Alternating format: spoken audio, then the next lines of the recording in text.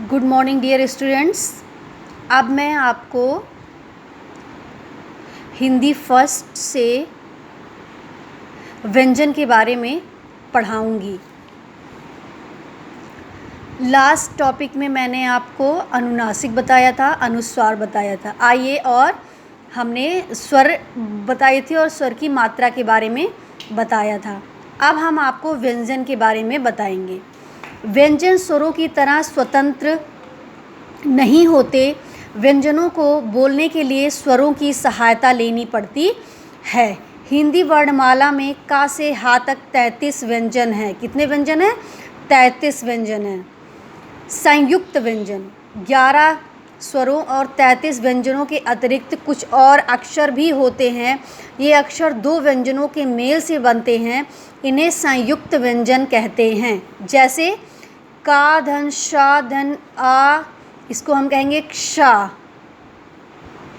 जा धन इया धन आ ज्ञा। ता धन रा धन आ त्रा।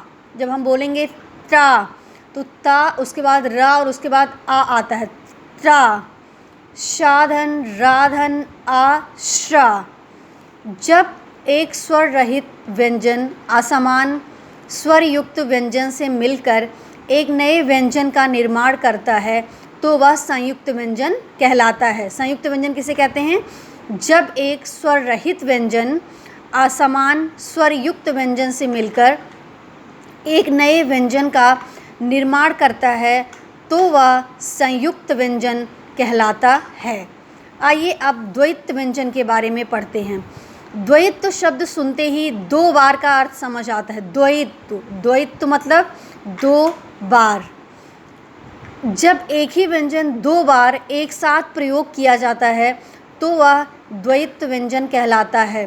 द्वैत व्यंजन में पहली बार व्यंजन स्वर के बिना प्रयोग होता है और दूसरी बार स्वर के साथ प्रयोग होता है। आइए कुछ उदाहरण देखते हैं। उदाहरण कच्चा, यहाँ पे दो बार प्रयोग हो रहा है। चा का प्रयोग दो बार हो रहा है, एक बार आधा चा और एक बार पूरा चा के बारे में। कच्चा। दिल्ली, पक्का, मिट्टी, लज्जा आदि। अब आइए हम परिभाषा पढ़ेंगे कि द्वैत व्यंजन किसे कहते हैं। पहले स्वर के बिना और फिर स्वर रहित लगातार, स्वर सहित लगातार जब एक ही व्यंजन दो बार प्रयोग किया जाता है तो वह द्वैत व्यंजन कहलाता है। पहले स्वर के बिना और फिर स्वर सहित लगातार जब एक ही व्यंजन दो बार प्रयोग किया जाता है तो वह द्वैत व्यंजन कहलाता है। अब आइए रा के विभिन्न रूपों के बारे में हम पढ़ेंगे। हिंदी भाषा में रा वर्ण ऐसा है जिसका प्रयोग अन्य वर्णों की अपेक्षा कुछ अलग होता है। कभी तो यह मुकुट बनकर दूसरे वर्णों के सिर पर बैठकर राज करता है, कभी वर्णों के चरणों में निवास करता है, तो कभी किन्हीं वर्णों के पेट में बैठकर उनकी शोभा बढ़ाता है।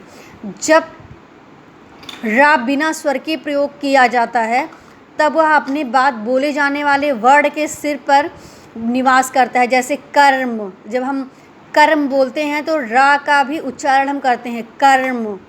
धर्म, मर्म, चर्म आदि। जब रा वर्ण में स्वर हो और इसको स्वर रहित वर्ण के बाद बोला जाए तो रा उस व्यंजन की खड़ी पाई के साथ पदेन के रूप में प्रयोग किया जाता है। जैसे काधन राधन आ क्रा क्रा क्रम। भाधन राधन आ भ्रम भ्रा भ्रम। गाधन राधन आ ग्रा ग्रह।